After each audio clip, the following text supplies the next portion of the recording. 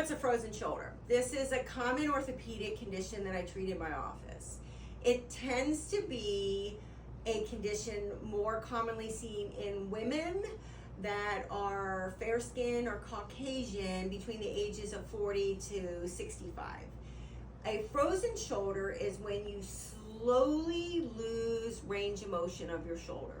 So most people's range of motion and forward flexion is 180 degrees, abduction is 180 degrees, external rotation between 70 to 90 degrees, and internal rotation between 70 to 90 degrees.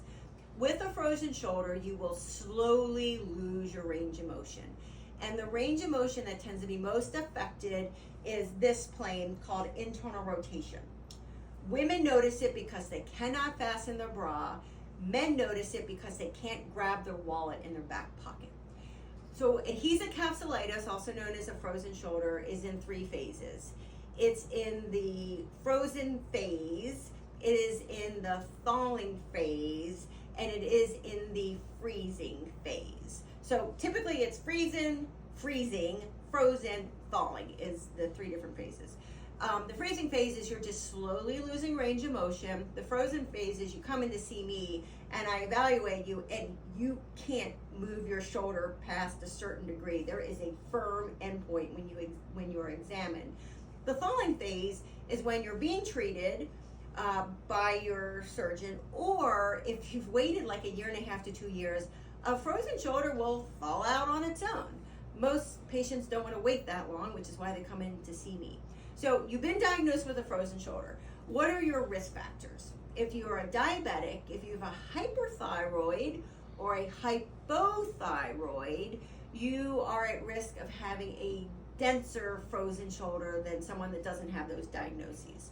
And you're also at a higher risk for getting a frozen shoulder with those diagnoses. If you're female, if you're fair skinned, such as Asian or Caucasian, you're at higher risk for getting a frozen shoulder. We don't know why people get it. It's called idiopathic adhesive capsulitis, which means idiopathic, we don't know why, and adhesive capsulitis means a tight capsule. How do you treat it?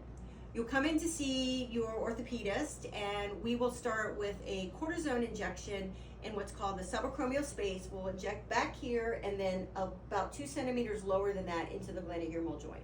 If you don't have a history of stomach ulcers or kidney disease, we're going to put you on an anti-inflammatory, and then really, really importantly, we're going to get you into your friendly physical therapist.